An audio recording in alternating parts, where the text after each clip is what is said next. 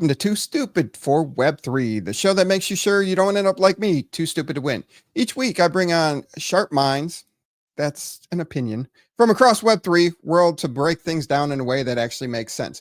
Whether you're just getting started or have been in the space for a long time, we got you covered with crypto news, Web3 insights, Upland updates, and straight up real talk. This week, I got a guest this week, and they're backstage. Very excited to talk about a lot of different things, kind of along the lines of crypto laws, rules, and regulations, and the changes that have been implemented, and breaking it down so everybody can understand, and also why it's important to them and why they should learn this stuff, or at least understand it. You don't have to get deep into the laws, but at least have an understanding of how it impacts you. But definitely stick around. We got a lot to talk about, and maybe you'll learn something and get a little smarter than me. And I'm telling you, it's not that hard to do. So very excited for this week. I did revise my process of prepping for the shows. So I got a couple of stories that I'll definitely want to cover from the Web3 gaming sphere, along with just some crypto news that I thought was important that everybody in the community here would be interested to know. Also, we do have my contest going on, and only one person decided to take part in it this week. One person. And I said I was going to give 100,000 UPX away a week until this is built out. So yeah, one person's winning the 100,000 UPX. So stay tuned to see the lucky person of that. And also stay tuned to learn how you can get involved with your chances to win some UPX, some NFTs, and some other fun stuff. So definitely stick around for that. Let's see here. First story. Let's jump into the first story. Oh, and sorry. And we got a lot to talk about in Upland. Rome was released today. Sparklet has been climbing, and some more information on the uppies. I almost said yuppies, uppies, yuppies. Yes. But yes, definitely check that out. First story today is want to talk a little bit about stablecoin laws. It's kind of been a big thing lately. It's been through the news, and it's just not here in the United States. It's in multiple regions, and the problem with it is they don't really match. Europe's got the MiCA, US has the Genius Act, and Hong Kong has their new ordinance, and they all set clear but different requirements on who can issue digital dollars, aka stable coins, aka fun stuff. And they break down what reserves must hold and how users are verified. And the mismatch raises cost, complexity, confusion for any project trying to operate across different countries.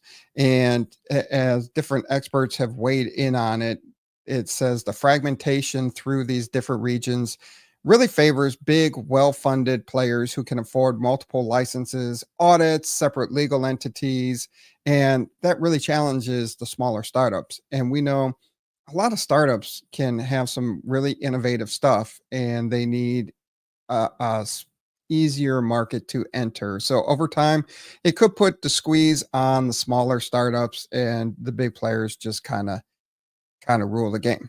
Now, I like to break things down to what's good, what's bad, what we need to watch for. So what's good about this is each region now has pretty much a playbook to go by. So if you're doing business, you know what you need to do, you know what you need to follow if you want to do business in that area, from your reserves, redemption lights, licensings, disclosures that you got to do, all that legal stuff.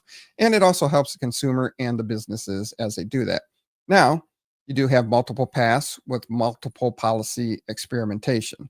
MiCA lets non-bank issuers under the EU oversight. The US pushes issuance towards banks and federal licenses, and Hong Kong runs a strict licensing model. So they're going to have competing approaches. It's going to see which one's going to come out on top, which is going to have the mass adaptation for the larger companies. Now, what's bad, as we already mentioned, is the cross-border friction. It's going to have different reserves. I've said that like 3 times already, hint, hint. And all of this is not financial advice. Custody, KYC rules, that can lead to duplicate compliance, separate entities, audits. Yeah, I'm not going to go over that much again. And then it's a consolidation of risk. The higher fixed compliance costs push out the smaller firms, like we said, and or just maybe not push them out, but then make them acquisitions targets for the bigger power players in the realm. So, and then you have the regulatory arbitrage. Without the coordination, companies may game differences between regions rather than compete on products. Now, what we really should be watching for is, do the major hubs align? And by major hubs, I'm talking about the Financial Stability Board, the Bank for International Settlements, and the G20, which is the group of 20. Uh, they're going to have a lot of influence over this time. And we'll see which model sets the tone and the short-term reality. Expect fragmentation to persist, with larger issuers gaining while shares of smaller ones struggled to scale. Now, let's break it down for a non-crypto person, a normal person. Why does this matter? Stablecoins, um, they're cryptocurrency that's meant to be equal to a dollar, but they move faster online.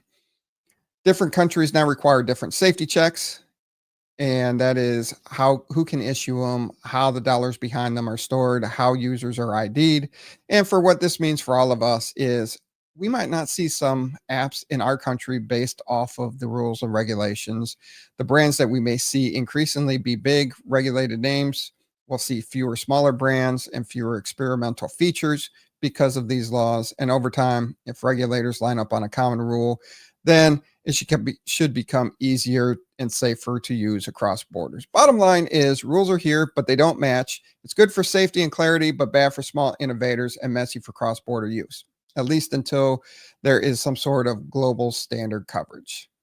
And then the next one that I thought was kind of important to, yes, Robert, Sparklet is sparking. Um, next issue or story that I wanted to talk about is the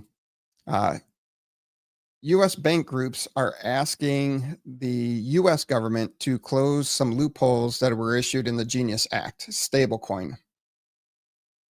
And this kind of revolves around the yields.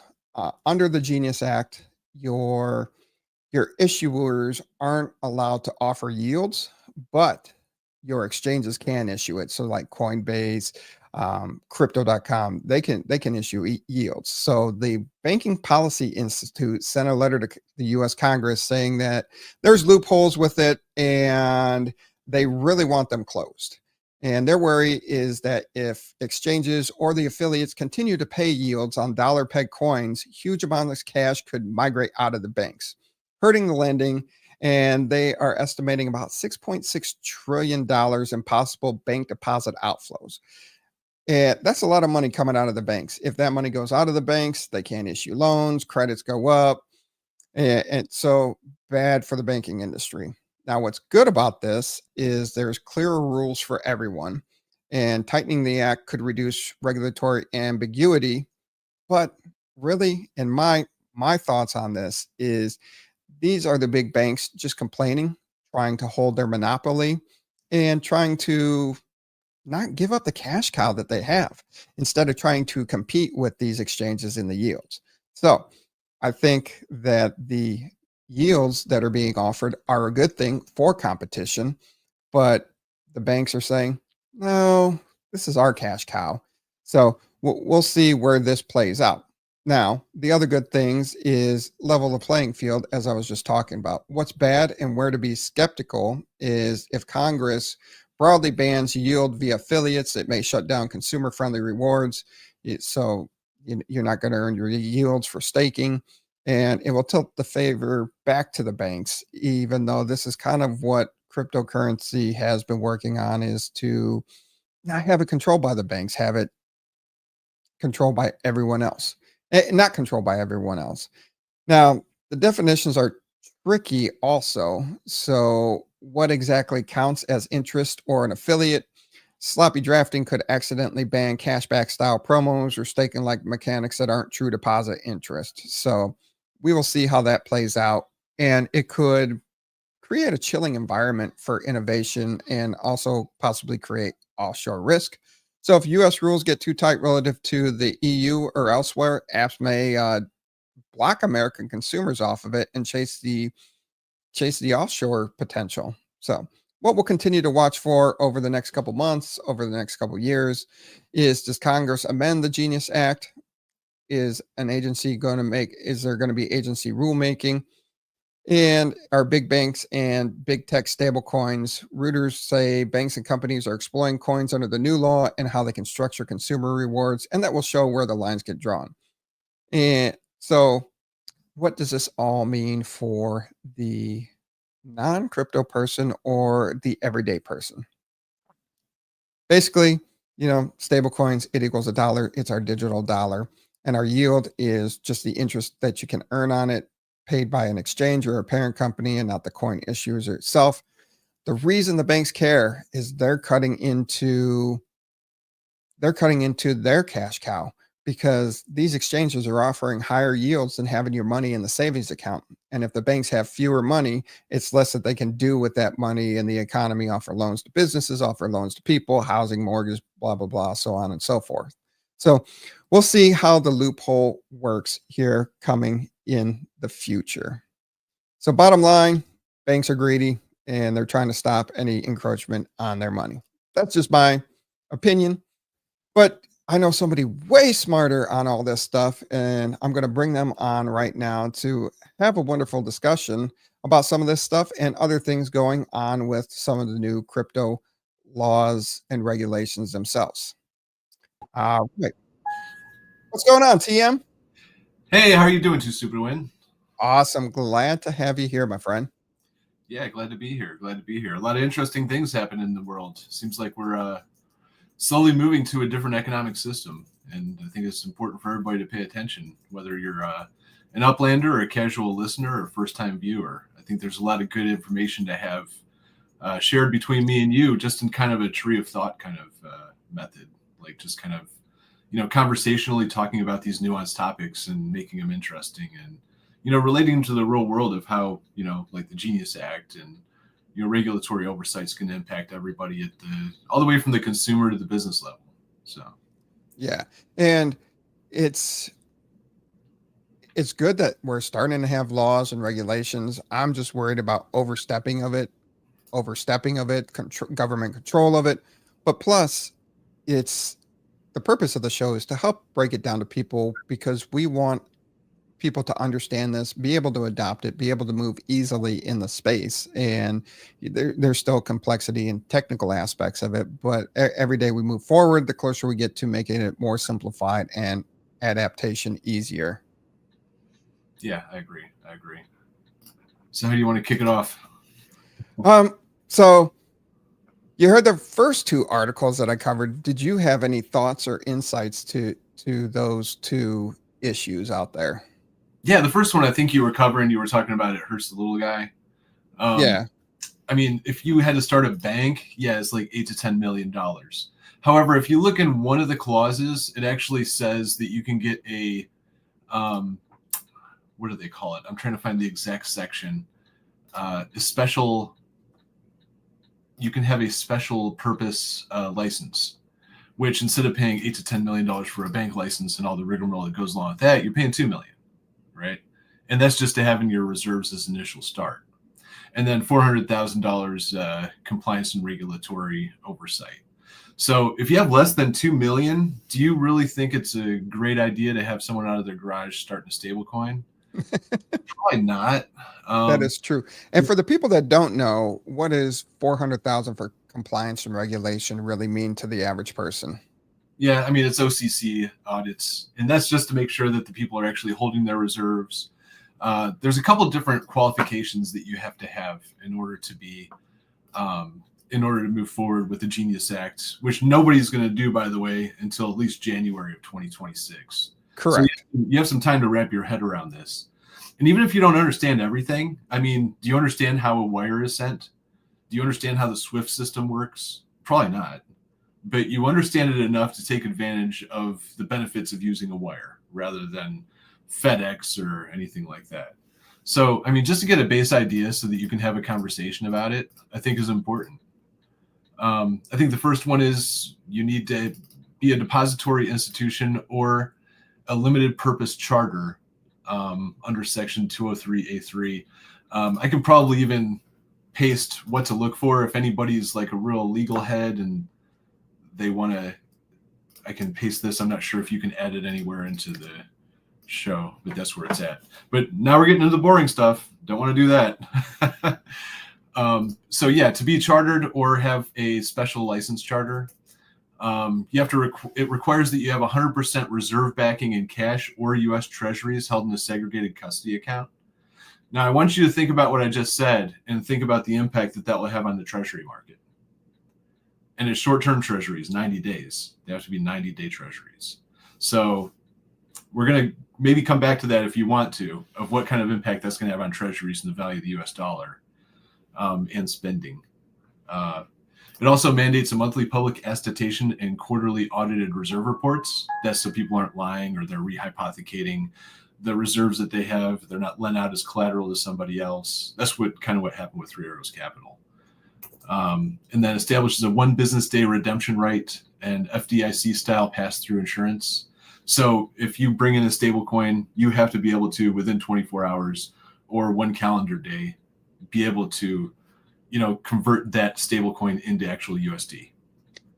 And for the people that don't know about Arrow Capital, could you give a high level really quick on what happened with them? Yeah, I guess Three Arrows Capital was kind of like... sorry, Three Rivers. Why did I go with Arrow? Sorry. Or Three Arrow Capital. Yeah. One of the three. But they were kind of... I guess I'm probably not going to take the time to explain the full thing right now because it would be very nuanced. But they ended up rehypothecating and collateralizing people's deposits, right? And then they would owe them to this company over here. And this company over here may have been Sam Bankman-Fried company, right? And then Binance over here may have been the opposite end of that deal to where they were borrowing from Sam Bankman-Fried and they were borrowing FTX stock or crypto. So when it all came down to it, it ended up with a tweet from CZ Binance saying, yeah, do you guys really hold your collateral? And then it ended up really hitting home when, and keep in mind, I'm not prepared to talk about this. Sorry. That's when Sam Bankman-Fried was kind of had to show his books. And he was unable to do so. Three Arrows Capital collapsed and they were a huge counterparty. I don't want to talk about this anymore because it's off on a tangent, but needless to say, people lost money on FTX. And a lot of people lost money in Three Arrows Capital, and it had a cascading effect throughout the industry. Anybody that had a counterparty risk with them went down.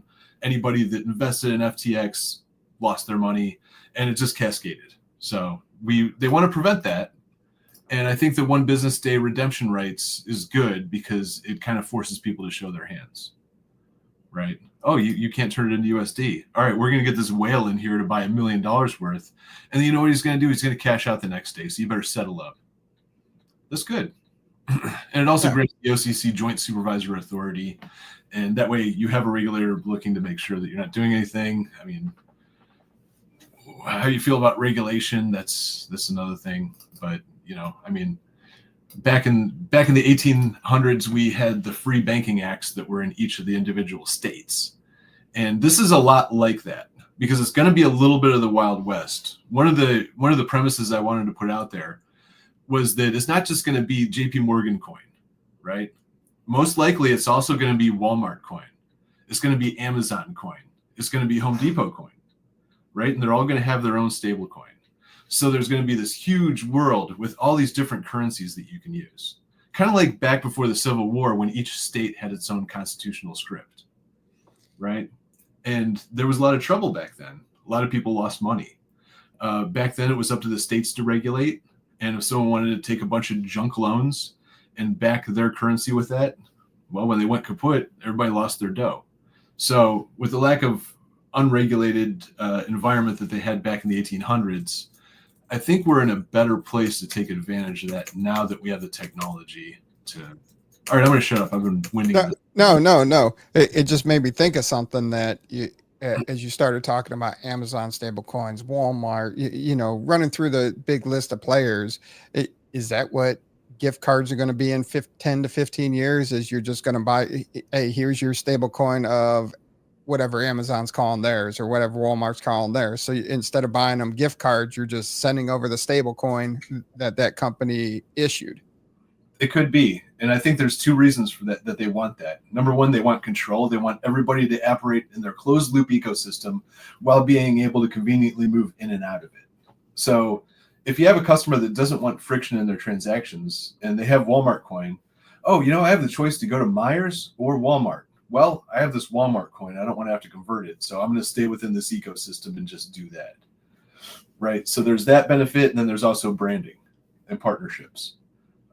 So I see, Facebook is going to probably have a coin, but nobody's going to have a coin before January because it takes 6 months according to the Genius Act to when they can apply and get approved.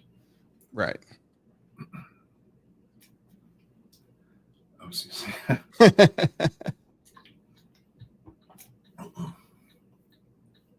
Yeah, and Amazon did choose AVAX a while back, and that's going to be the interesting thing, is watching where they choose and how often they switch. Yeah, and with interoperability of coins, I mean, Chainlink exists. Chainlink's gone up a lot after the Genius Act passed. I think it went from $16 to $23.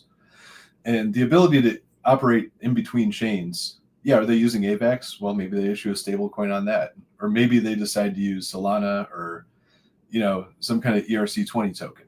Nobody knows. We're way in first inning before we can determine who wins the ball game with that. But there's a lot of chains out there, and I think if Ethereum doesn't pick up their speed, the utilization of layer 2s, that could continue to have a benefit, or faster chains like Solana or Theta could end up, overtaking Ethereum in the payments space, and Ethereum will just be stuck with smart contracts. Now, where do you see? What are you looking? I guess that's the better question. What are you looking forward to starting?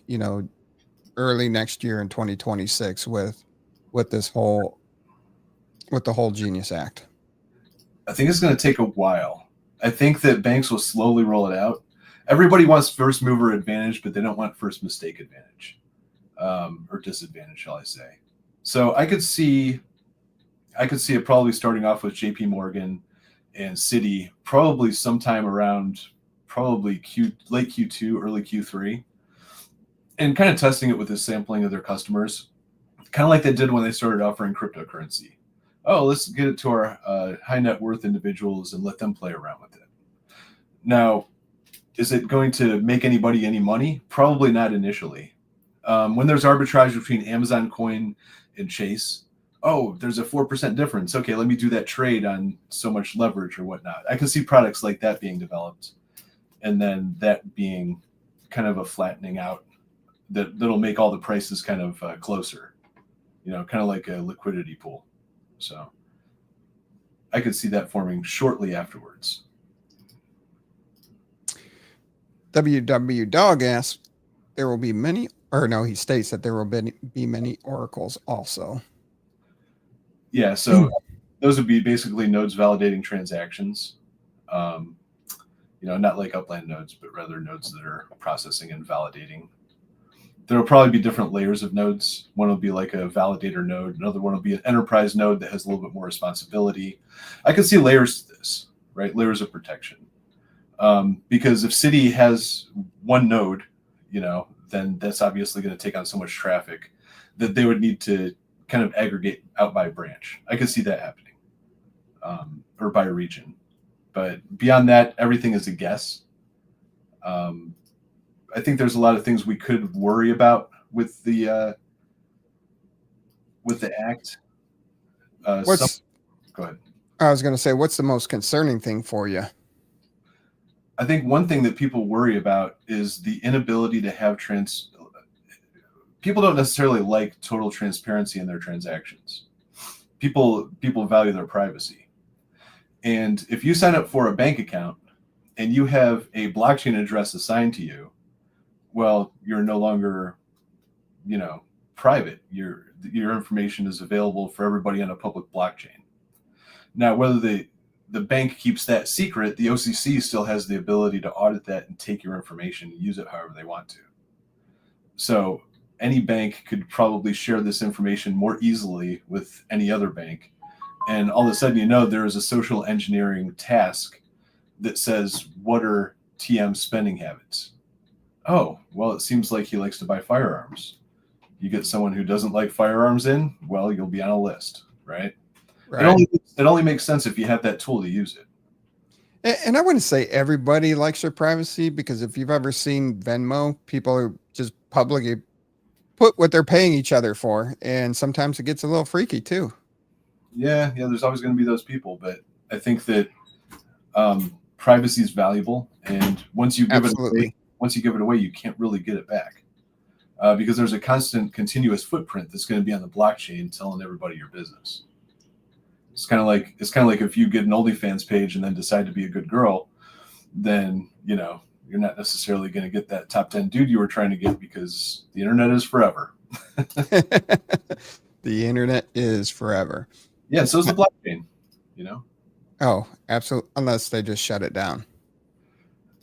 I'm not sure exactly how they would shut it down, since it's decentralized, and I don't think decentralized.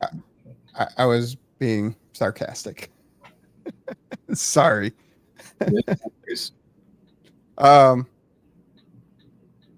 It does show what you decide to show, but still. Yeah, and that is, you're right. With having, if you were assigned a blockchain number with your banking account, I mean, I guess they could hide what you spent on, but they could share between other banks. It just really depends on how it's structured, and what laws and regulations come around behind that.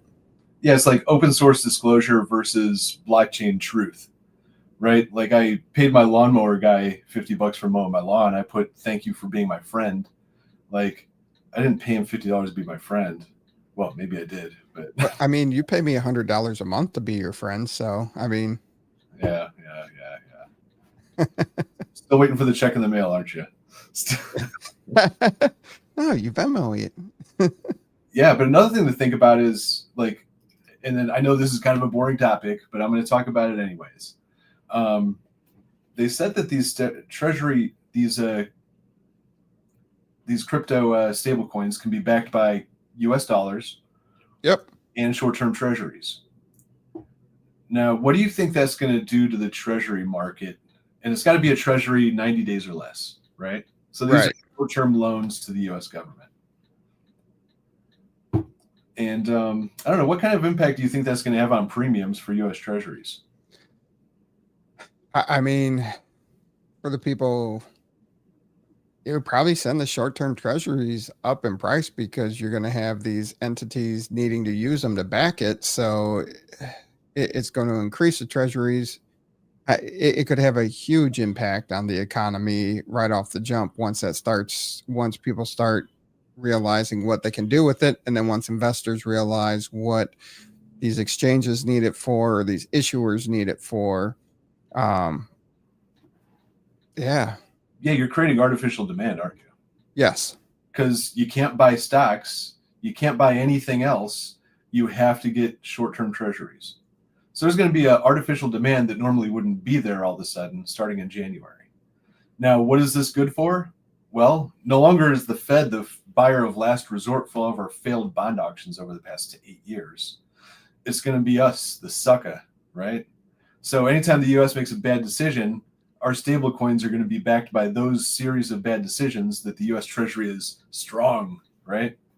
If we think the U.S. Treasury is strong and we think the U.S. dollar is strong, we will almost be going through somewhat of a Triffin dilemma for anybody that's familiar with Joseph Triffin's theory on the dangers of an economy collapsing or having any kind of strife and it impacting the global financial market. And this could be one of those situations. U.S. goes through trouble. Guess what? Stablecoins have trouble. And I guess what they're depending on is for the corporations, the Walmarts, the Amazons, the Chases, to bail them out by buying more treasuries to continue to back their stablecoins instead of having the Fed do it. So it's almost like a replacement of the Fed, in my opinion.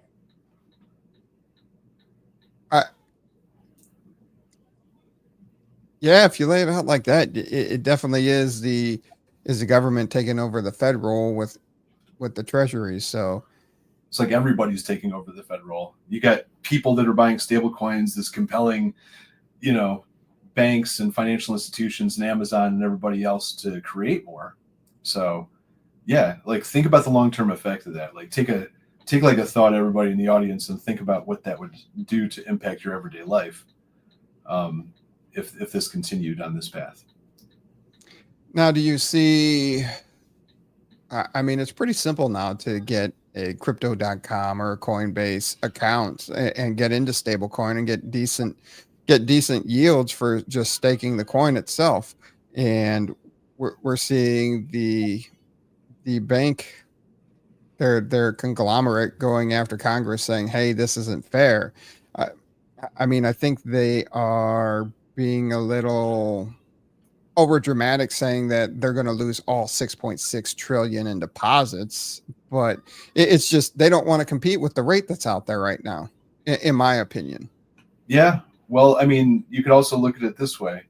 PNC and Coinbase and JP Morgan Chase and Coinbase over the past 3 weeks have recently signed into a strategic partnership with Coinbase, right? So 2 of the top 15 banks in the United States have both signed strategic alliances with Coinbase. So even if the bank couldn't, they could use Coinbase as an agent to go ahead and do these for them and collect a cut of the interest rates. So that way the banks are tied into them, signing a long-term agreement. I see a continuation of this too. I see more banks signing agreements with exchanges so they don't have to build out the whole technology all themselves. And it'll just perpetuate over time. Whether it's good or bad, I have no idea. For privacy, it's definitely not a good thing. For getting the Fed out, it's not a bad thing. For giving people more independence or getting people into crypto, it would be a good thing, because instead of having to go and buy, you would already have the stable coins. So you can go to a DEX and swap it out. And, I see more DEXs popping up. Yeah. Now, something that and that's a change of face for JP Morgan, because back in 2020, late 2021, early 2022, they wouldn't deal with crypto at all. It was hard to get.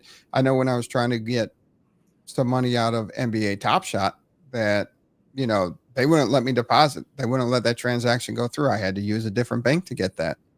So it's interesting in how they've changed their perspective in the last couple of years, but they are very smart people that know that if they don't adapt, they're going to get left behind. I don't think they're very smart. I think they're very clever. There's a huge difference between being smart and clever. True. Jamie Dimon, and I think it was 2015 or 2016, he said that he ever saw any of his employees trading Bitcoin, he would fire them, right? That's how adamantly against Bitcoin he was, right? So right after he said that, the price of Bitcoin dropped by like 15%. And what did JP Morgan Chase Europe do the very next day? They bought bought up the largest block in Europe of Bitcoin, and they bought the dip, because I guess once you're big enough, it's not illegal for you to use your position to manipulate markets and lie. Right? So that's why they're clever. They're not smart, they're clever. Well, they got lawyers looking for all those loopholes to take advantage of and close the loopholes that are disadvantaged to them. Yep. And that's clever. They're not smart enough to do it themselves. They're not smart enough to be honest and earn money by being smart. They're able to earn money by being clever. Yep. Very true. Now, how do you see, does the Genius Act change any compliances for companies that are already working in this realm? Already working in this realm? You mean like USDC or Tether? Yes. It'll be interesting to see how JP Morgan Chase and Amazon's stablecoins, as they roll out, impacts the rate that USDC and Tether is being used. USDC is already a coin of Circle, who already is a financial institution. So they probably just have to take a couple additional steps and, reapply in January, I'd imagine. And then USDT Tether would probably have to go through some additional steps, but they already back theirs primarily with US Treasuries. And I believe the reason that they back their stuff with US Treasuries is because it protects them from the United States going after them. Because if they went after them, they'd be forced to sell their treasuries, and it would damage the value of the US dollar. So very, very clever, Tether. Very clever.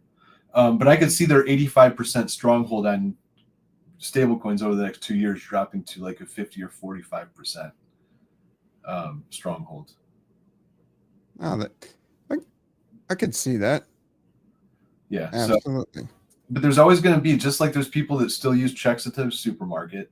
I mean, hell, we've had debit cards for 30 years, 40 years, 50 years, and people still write checks. You know, your old people, your, you know, people that are a little bit of a Luddite that don't like to use technology. There's always going to be those people, and you know, the level of Luddite you are determines whether you're going to continue to use Tether or whether you're going to use JP Morgan coin, or depending on the culture around the currency. If JP Morgan Chase is known as giving out everybody's information for free to the IRS, then people will stop using that currency as much, and they'll hop chains and go somewhere else. Right. But there's like Kraken was like the stalwart of, we care about people's individual rights and we'll fight the IRS if they're trying to come after your information. We'll provide as little as required. And you know, they were real pioneers and, you know, real OGs in the crypto space. And a lot of people still use Kraken just because of that stance that they took back then. And I think that chairman stepped down a couple of years ago, but he was pretty awesome. Oh yeah, and they're talking about an IPO here. Speculation, rumors. Yeah, well, let's see. Going public isn't always a good thing. No, because once you're accountable to your shareholders in a public company, if you do something that makes the company less money but is more ethical, you can be sued. Oh, absolutely. That's why I like and you have those stock market lawyers that always try to do the class action lawsuits as soon as like something like loses 30% or something. I don't know what their trigger is, but all of a sudden, if you're holding it, they're sending out class actions because the board's not doing its job, blah, blah, blah. So yeah, it's dangerous. Like, it takes away your power. As a matter of fact, you're so accountable to the shareholder, you can't run things the way you want. And it sucks, man. And I hope that crypto doesn't go that way, because I can see Web3 and crypto being so controlled by, I don't know, say a company that may own 30% of everything called BlackRock. And if they're 30% of your shareholders, all they need is a couple of 20% of useful idiots to make sure that you move the way that they want you to move. And that's when all of a sudden there's no free market whatsoever, not even a nuance of it. Yeah. All right. We've dived down the rabbit hole on this one. Everything. Yeah. But I think this gives insight to our viewers and lets them think about it in a different light. I know you're heavily involved in Upland. Did you take advantage of today's release in Rome? A little bit. A little bit. Yeah, like, I mean, Rome's nice and all, but if you're in this game for any period of time, new city releases are kind of about as exciting as taking your sister to prom. Oh, it's new. It's more expensive than I can get on the secondary market. Yay. So I went over there and I bought a couple, and I don't know, I wanted a couple just in case I can get a collection or something like that, but I didn't put any money into the game. Yeah, I just used the UPX that I had. Now, have you seen the craziness that I've done in your neighborhood? Yeah, man. There's some duplicate buildings, though. I have some of those started already, but that's totally fine. As mine get built, I'll add a percentage on to your buildings. It's too stupid to basically put every single building structure possible on this one whale that he has. Almost. I still got to add some more. Yeah, man. We need Thank Me Later to hop on and take that property he's got for sale off and start putting the rest once you run out of space. Yeah. Now, last week I said that I was going to be giving away 100,000 UPX a week to, and I was going to, it wasn't just to one person. It was just, I was going to put everybody's name that's staked on this property. I was going to put their name in, spin a wheel, give away some UPX, give away some NFTs. And only one person decided to stake for at all. I even checked right before the show. So the address is 2675 Gary Boulevard in San Francisco. Now, Puppet's got think he did one in New York, so in one of the boroughs of New York. He has a nice square property, so everything fit nice, very nicely. But I'm Redbeard ends up winning 100,000 UPX because nobody else staked on the properties this week. Oh yeah. Why don't you check the high school? Who's taking on that one? You are, but you did it before I announced the contest. So you don't count. And you asked me to build the high school. I know. So next week, I am giving away, in this next week, I am giving away 100,000 UPX, and I will have different levels to give away, giving away some NFTs from Top Shot all day, some other things too. So definitely come to 2675, stake some UPX, keep it there, and win some prizes off of it. I'll try to stake a little bit more so I count for this next contest. Now, speaking of Sparklet, a couple of things I did want to touch there is one over the here. Let me change screen so we can see that, and I'm just not. Sparklet price went up, yeah. Yeah, Sparklet price has gone up. I think it might have something to do with the uppies and the new structures. Just yes, I would agree that the uppies and the new structures help contribute to it. So that's over the last 7 days. We're up 26.5% in the last 7 days. If we look at the last month, 38.9%. That's pretty good. What is it all? All time it's still way down. Oh, look at that. But there's room to grow. It looks like it's on a beginning of a new trend. And today they released, was it today or was it yesterday? Every day blurs together. Either way, they did release Sparklet at 12 p.m. Eastern, 9 a.m. Pacific, and it was sold out within 3 hours. Yeah, every Wednesday. Yeah. Yeah, it was sold out within 3 hours. I was surprised. Usually you could get it Thursday, Friday, Saturday. You could pick something up, but the last few sales have gone pretty quick. Yeah, I was one of those buyers, and I hopped on a little bit late. All the 300s were taken out, so I got a couple hundreds and a couple 10s, a couple 20s. Because man, I got a lot to build, and I got a plan, and I got to stick with my plan. Now, fortunately, since the price is going up, I probably will be buying a little bit less. So, and then if it drops back down for any reason, I'll buy more. Yeah, I missed buying last month, so I made it for last month and made my buy for this month and last month. I was able to get in, but I think I found a new strategy how I can buy more. I'm just going to send 2 of my kids to you, so I can afford a little more. You can afford a little less, and we can work together and co-parent. And I think it will be great. Yeah, sure, that would be great. You're like, I'm about to get one out, and I'm not starting over. Yeah, I'll start over somewhere, sometime. Yeah, 2 or 3 more Rugrats. I got one that's going to be going off to college next year. So, yeah. Another thing is, how about that NFLPA announcement?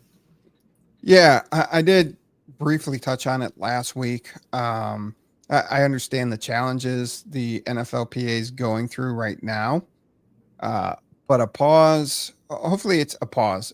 They didn't say we canceled it, and hopefully, enough content creators keep them honest to make sure that they keep us updated about the pauses and let us know that it's going to continue. They say it's going to continue, but you need to show me. We should do a poll that says, is it going to be a pause or an excuse? Is it just Tony Clark who got mixed up with the NFLPA and they saw a headline and threw it at us as a reason to discontinue? Regardless, whether they pause or whatever they do, there are a lot of promises that were made in those sales that haven't been fulfilled. Right. And I don't know about you, but if I pay someone to paint my house and they just tape the house and paint one side of it, that's probably not fair. Yeah. So I think Upland can make it right. Upland can make it right by the people that contributed to the NFLPA project that they pushed forth with, and they could probably have burn generation events that could interact with uppies, they could interact with neighborhood score, make map assets. They could do all kinds of very interesting things. But if it accounts for 5% of what the person spent, then that is not going to pass the muster. No. Upland can do a couple little things that cost very little to satisfy the community and add in-game value. Because keep in mind, man, when people were buying this NFLPA stuff, they were investing in Upland. They weren't investing in NFLPA. So if it stays within the ecosystem and the value is there enough to satisfy the community, then everything will probably be fine. But if they try to do to us what they did with, what was that Halloween costume place? What was that called? Spirits Halloween. Yeah. Spirits, they're worthless. Like Blockchain Heroes, worthless. Porta Legits, worthless. The racing stuff, worthless. Like they if you have a track record of that, you can only fool people for so long.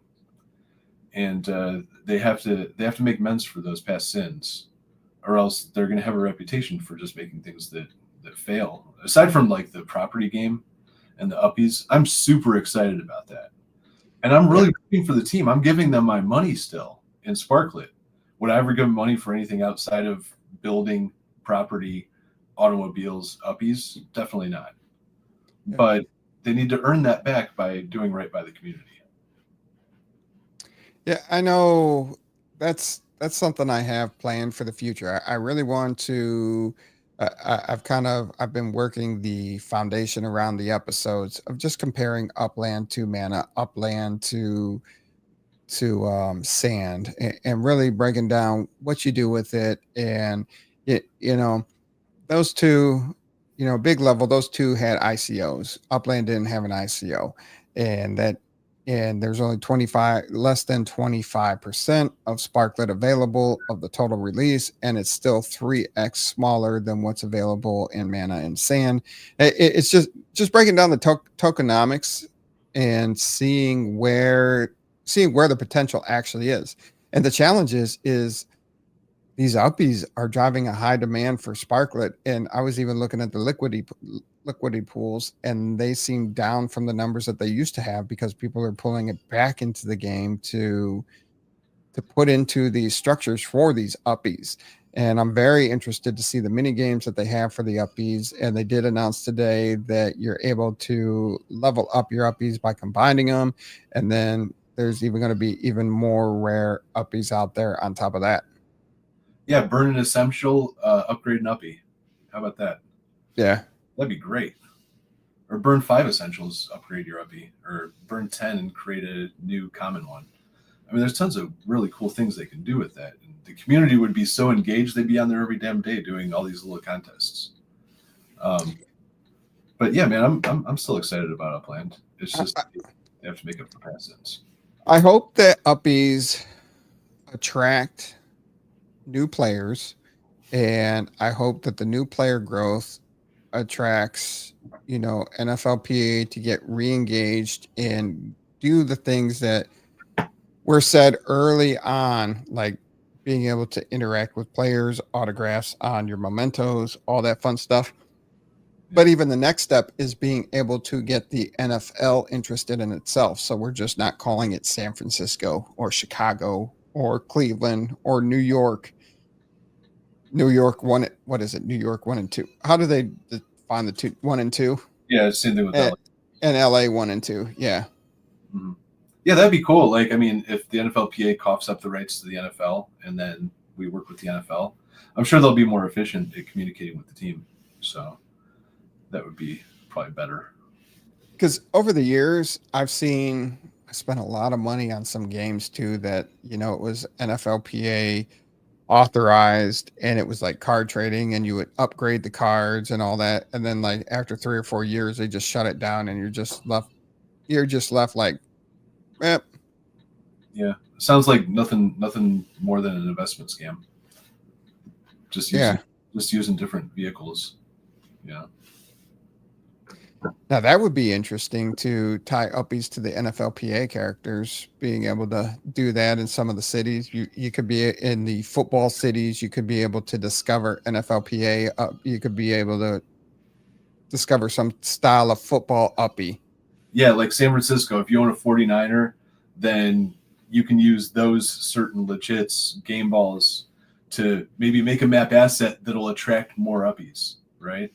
And then, use your essentials to upgrade your uppies in that specific city.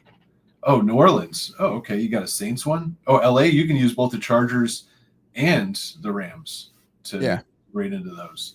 So that's an opportunity to where they could turn a loss into a huge win.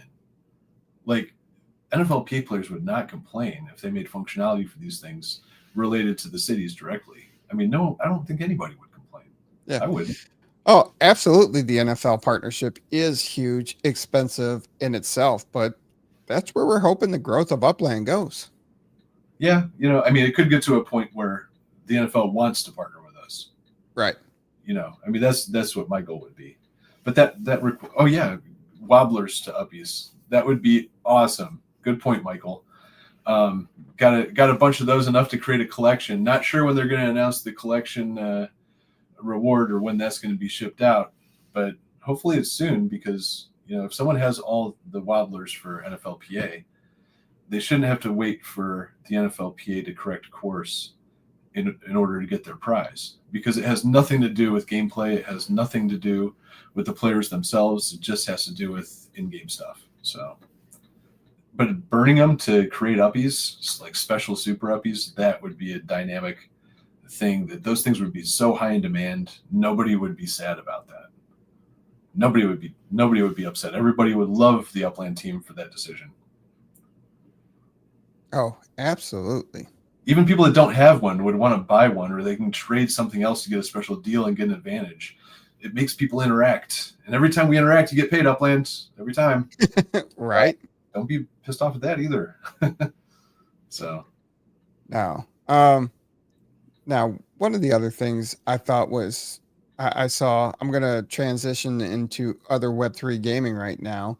I did see that Triumph Games has they're setting to launch a token, and the interesting thing about the token that they're going to launch is it's going to cover 3 different games in itself. They're looking to use their token with their Battle Rise game, their Legends of Illumia, and Armor X. One's a RPG, the other one's a MMORPG, and then the Armor X is a RPG it's based on Unreal Engine 5. So, and all of them are where the Battle Rise is mobile and the Armor X is mobile, and they are using the immutable passport too. So, kind of like how Upland is, you sign up for the game and you don't realize you have a crypto wallet created for you and all that stuff. So I find it interesting that they are using a common token to go against, or I mean, not go against, but to cover 3 games. Yeah, it makes sense. I'm looking at the game right now and it's like, man, these graphics are pretty good. It almost reminds me of like Illuvium. Do you remember Illuvium? Yeah. They're still kind of going on. This looks like they're kind of doing a similar thing where they're using a layer 3 or layer 2 to kind of make for the quick transfer. But yeah, multiple token, I don't have a problem with a multiple token system, because people can trade in between those tokens. Even if you don't play the game, you can trade and arbitrage the tokens. And the interesting thing too about it is they're talking that they have they're trying to give NPCs an attitude, and they have a supposedly a proprietary AI that is an emotive AI to push the boundaries of player interaction and create more dynamic game worlds. So I'll be interested to see how that plays out. I did download the Battle Rise game today. I have not tried it out yet. I'm going to try that out over the next couple of weeks and see what I think about that. But, the Legends of Illumia it's going to relaunch as a free-to-play, and Armor X is still waiting. They had people sign up for the beta testing. But I thought that, so One of the things we always liked about Upland that it was mobile. You didn't have to sit down on a PC or a laptop to do it. You could do it on a mobile device. And now people are starting to catch up with these different styles of gaming, and they're also integrating, being able to own your assets, sell your assets, trade your assets, and have that all, you know, up and up on that. I continue to see that grow as well. Like esports is going to be like continue to grow. More and more kids are playing. Not that it's like totally healthy to sit around and play video games all day, but it's not going to stop. Like whether you like it or not, e-games are going to continue to grow. In-game assets are going to continue to grow depending on the adoption of the game. If the game continues on and it does a really good job and it keeps on attracting more and more customers, those older assets are going to gain significant amounts of value, whether they have in-game or not, because all of a sudden they're somewhat nostalgic, I guess Oh, for Upland, if Upland got huge, the very first freaking Christmas tree. Oh, this is part of the decor that happened during the second release. I remember back then. Oh, yeah, you're gonna pay double? Okay, whatever. I'll pay double. right. Now, now talking about things going, being mobile in the Web3, Google Play is now tightening their rules for crypto wallet apps on Android starting on October 29th of this year. Um, so it says that wallet apps that hold or move your crypto for you must show they're properly licensed, registered for that country. So non custodial wallets are explicitly out of scope of the new licensing policy. I thought that was they recently walked that back because of backlash. Um, that was an article that I was reading today. Okay, because So maybe they were going to ban them and then they walked that back and they're reintroducing this. yeah, Because Google is doing something with wallets that they had to walk back. yeah. So it says apps must be registered with FinCEN as a money service business and have state money transmitter licensing or be a bank. And they also need an AML program. Yeah, 12 hours ago, Google walks back potential ban on non-custodial wallets. Oh, okay. So this was from 18 hours ago. So, all right. You got the update ahead of mine. I got that story earlier in the day and liked it. And I was like, this is kind of important. So now they walked it back a little. Yeah, and the reason for that is if you're a self-custody app, that means you're not holding anybody's stuff. You're just a software as a service. For example, like Exodus Wallet, right? Exodus Wallet isn't holding anything for you. It's merely giving you a functionality that allows you to generate a wallet for you, have it privately, allows you to back it up, and allows you to buy and sell using their software, right? Right. That Exodus is not it's not a money service business. They're not transmitting money. They're a software that allows you to transmit your own money. So that's the difference between like self-custody wallets and custodial wallets. Custodial wallets actually hold your crypto for you, right? Whereas like Exodus and Atomic Wallet, these wallets are not MSBs, and they don't have to be because they don't fall under the definition of what a money transmission is. So Google doing that is almost like stupid. It's like whoever decided that I hate Bitcoin. It's like, okay, dude. But I'm glad that they did walk that back. They must have had enough smart people tell them how stupid they were for that. And they decided to do something that smart people do and walk that back. Yeah. I'm glad that you found that because everybody else would have told me all week long that they walked it back. So, well, potential ban. So you weren't saying it was a potential ban. You were no. saying they need to register as an MSB, I think, right? Yeah. That's dumb. Well, I mean, at least get a legal opinion. That's fine. If you get a legal opinion that says you're not an MSB, that should be good enough to wave in front of Google's face. Well, it says you must register. So, but That's they walked it back. So now it's non-news. My story is non-news. I found a good story and then it became non-news.